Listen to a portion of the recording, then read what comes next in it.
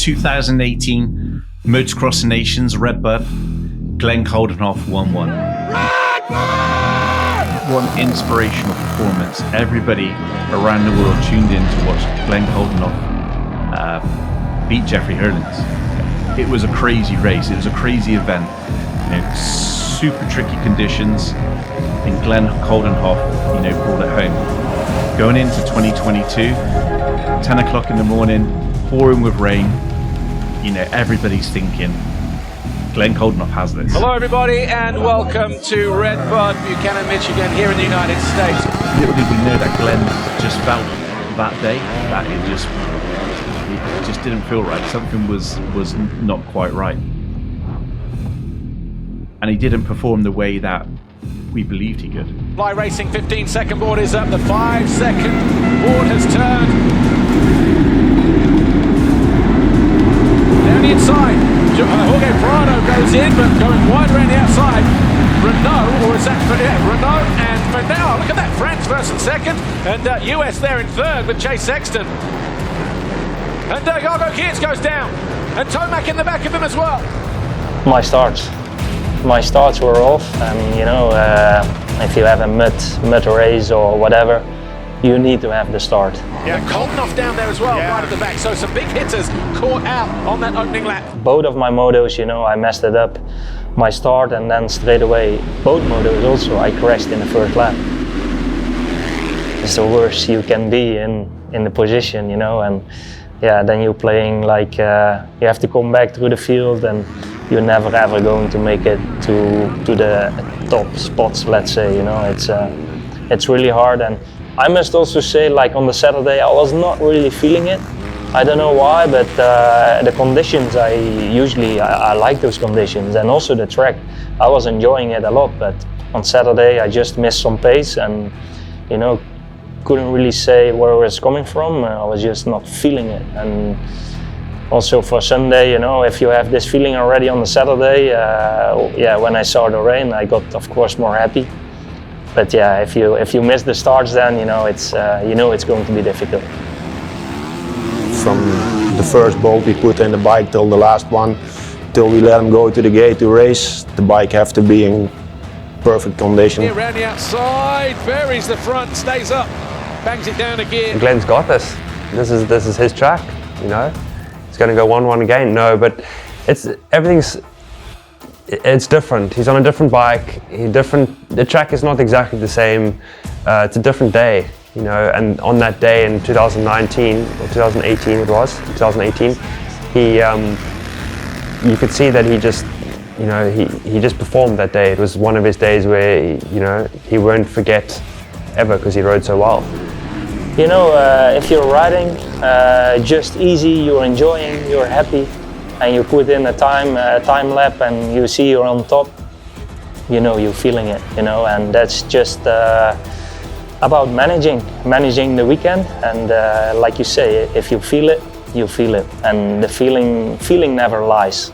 Going into the weekend, I would hear some comments that already in my back of my head, I was like, he doesn't have the same confidence as he had back then.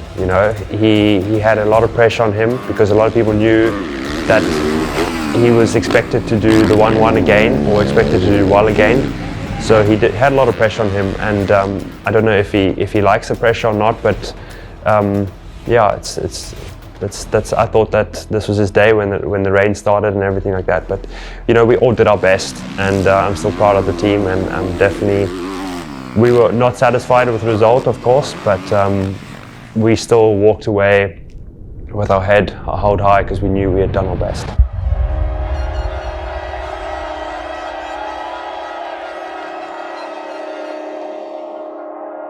Romain, can you be 2023 World Champion? Yes, exactly.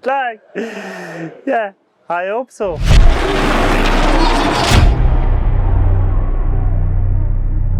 These off-season supercrosses come with a lot of risk for the MXGP regulars because this isn't what they practice. And it's not that they aren't incredibly talented and skilled, but it's an ask outside of their normal purview to go race a supercross event. And they're going to be racing against guys that are very comfortable, and it is their normal. So for him, he's going to want to show up and race with the best guys, and I think he's capable of that. He showed he was on form that weekend, but looking at it big picture, there really isn't any upside other than a financial reward.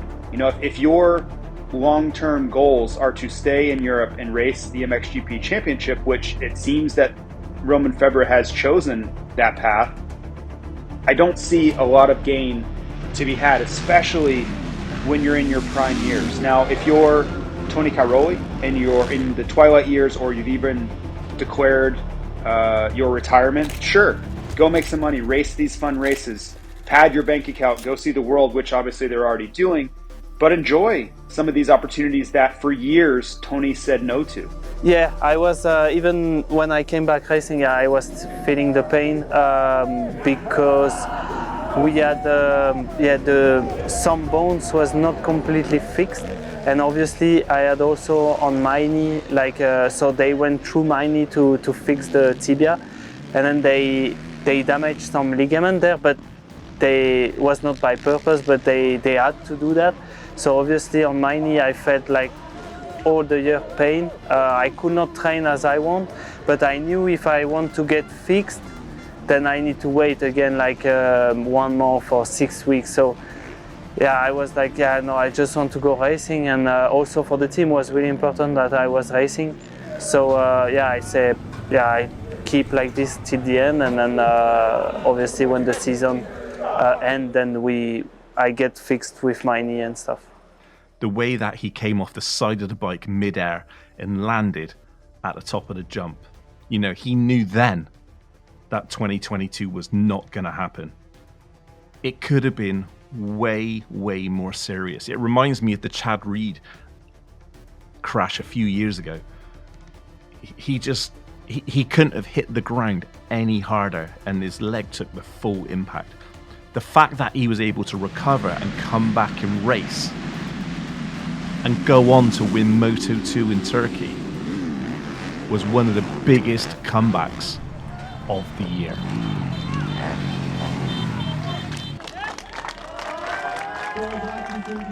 Yeah, we had a really good season in 21.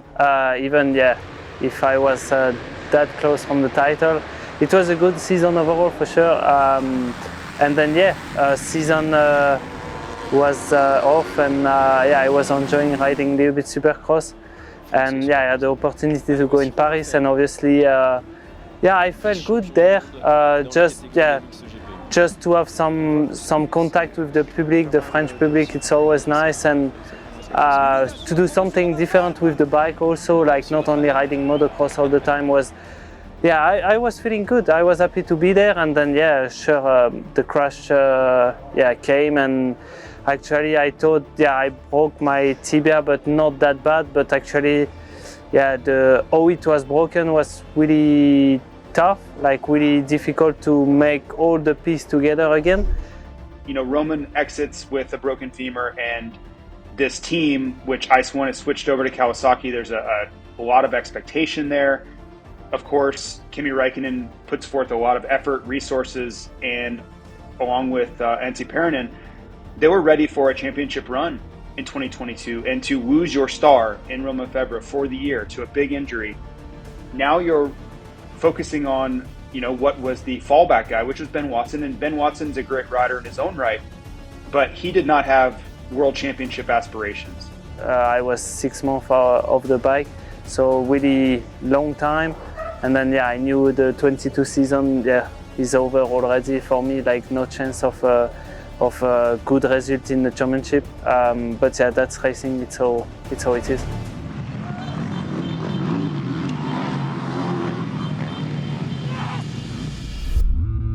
We are on the way to Honda Park in Holme. I will do the last training here on the 450. Before leaving to the US tomorrow, we will do some more riding there at Star Racing, and then later in the week we leave to RedBud to do the Motocross of Nations there, and hopefully we get a good result there with Team Belgium.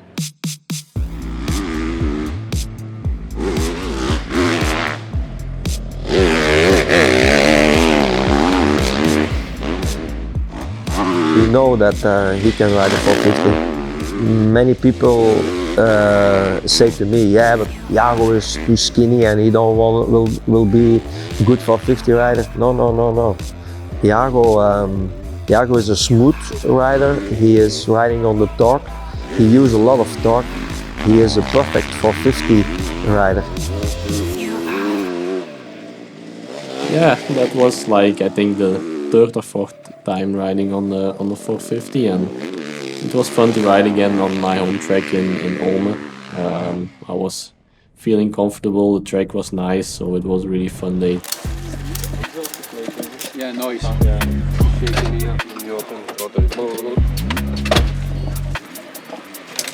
I don't know, we have to take it, no, for you? I think so, yeah.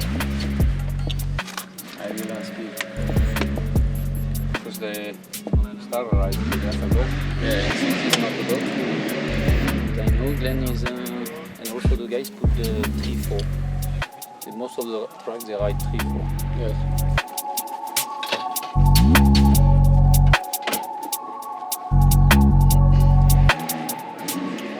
Curious to see how the tracks are there. At the farm? Yeah. Huge. He told me it's another world. I know it was fast because we was training a few times with the 450 also in the past. Ciao, Stefan. Okay, and that skinny, he trained hard and he has some muscles, and he's technical strong to ride the 450 bike. It fits for us. It fits, the 450 fits better with Jago than the 250. 250 Jago is not that aggressive rider. So 450 the future with Jago, it will looking good. It will be good. He didn't really surprise us. What's up? My name is Calvin Vlaanderen and I ride for Calvin Vlaanderen Yamaha Racing Team. Calvin Vlaanderen going 1-1, in Sardinia was just incredible. I mean, think about this. Can you think about a Formula One team? That's a privateer team, a back of the grid, and they go and win, a Formula One. How just people would be talking about this all over the world. Calvin's performance was nothing short of incredible that day. I don't know of anyone that had Calvin Vlaanderen as their 2022 Raiola Sardo winner, and probably for good reason. When you look at the field, you look at the track, it would have been so much easier to pick a rider who has maybe outperformed there in the past or is on one of the factory teams, just one of the standard favorites. But Calvin had to not only beat all these riders and the mental task that it is to go past factory level riders, but you're also doing it on equipment that is not on the same exact level as the guys that you're facing. That weekend, leading up to that race, I just felt confident, and even the week before I didn't even train. I rode I went to Longwall and did some starts and 20 minutes on the bike, which is nothing. I just wanted to do, just to get a little bit comfortable with the sand because we had a hard pack the week before, and I never doubted my feeling or whatever in the sand. So coming after the weekend, it was just different. It was different. I felt confident.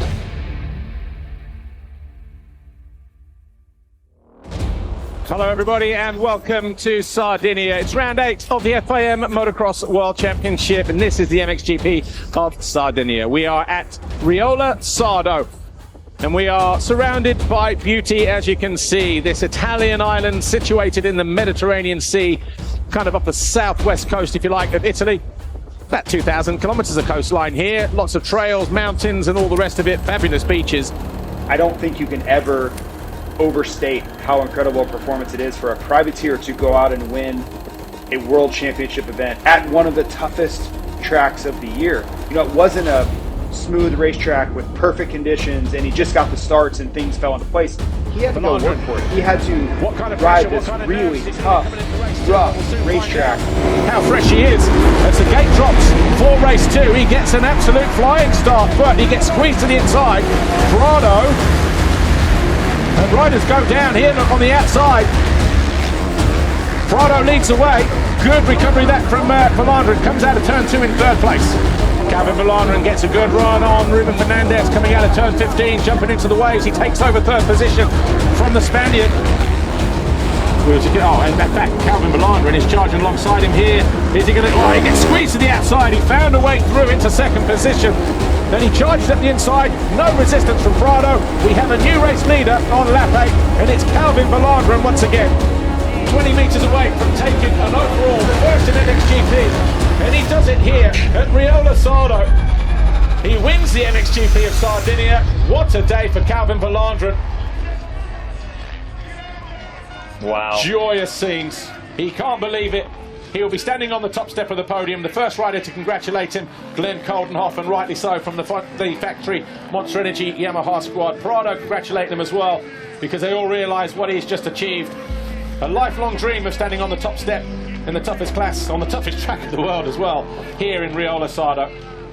Calvin Vlaanderen, you have turned some heads today, I'm not going to lie. You've gone 1-1 to get your first MXGP overall, and you did it in style. Oh, it's unbelievable. I have no words. No words. Honestly, I'm speechless. I just want to say a big thanks to my family. Oh, always there for me. My team, they've given me everything the last 3 years. And just to give them back this result is just awesome. Oh, I'm going to get drunk tonight.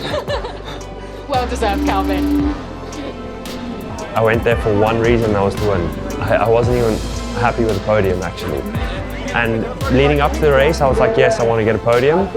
But when I arrived there on Friday, I didn't have that in mind anymore. I just had one thing, and that was to win.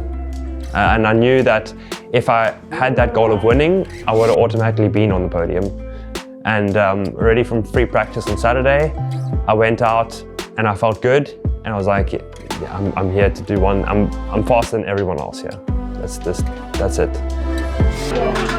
Hey, good job, Ken.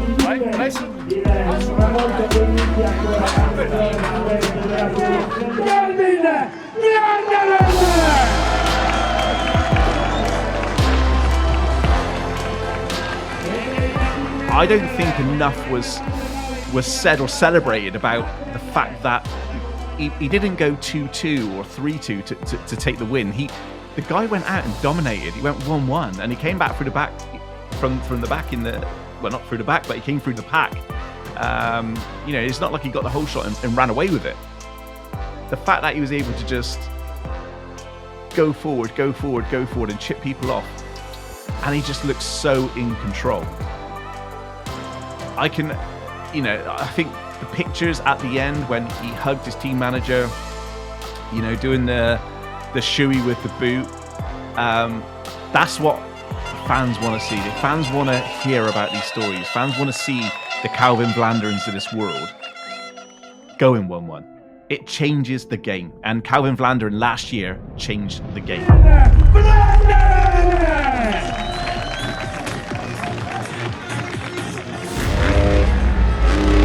My expectation for Jago at Motocross of Nations on a 450 was far too low. He was wildly impressive, much better than I thought he would be. I thought he would kind of file into, you know, the not to say mid-pack guys, but top 10, you know, in the MXoN class. With, you know, you look at the lineup and it was just so incredibly deep. And I think it was fair to question how would he stack up against those guys, but he far surpassed my expectations. Yeah, it's been really fun.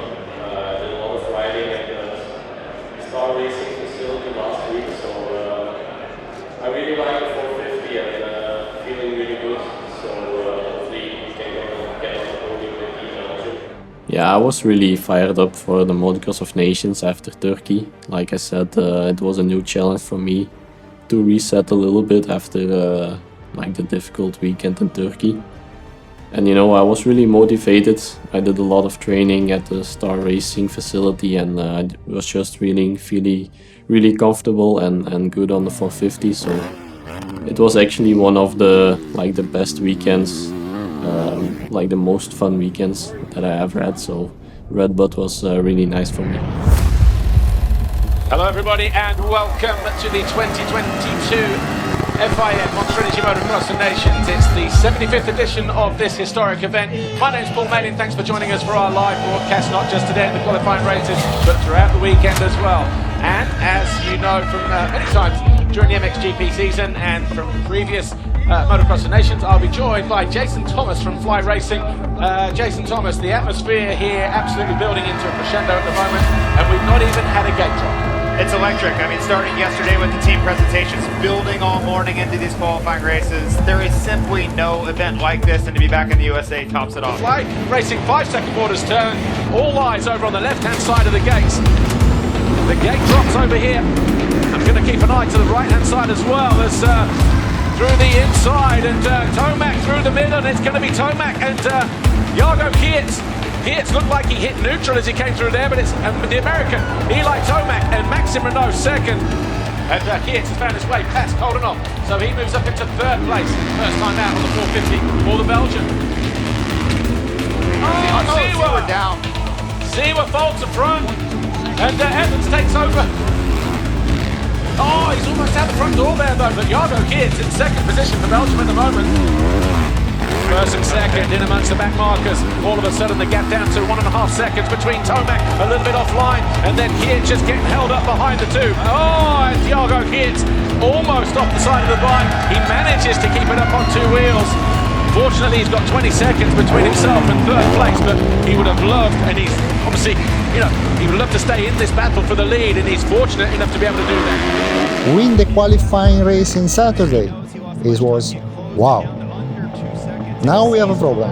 So it was nice. It was really nice. So I really don't expect.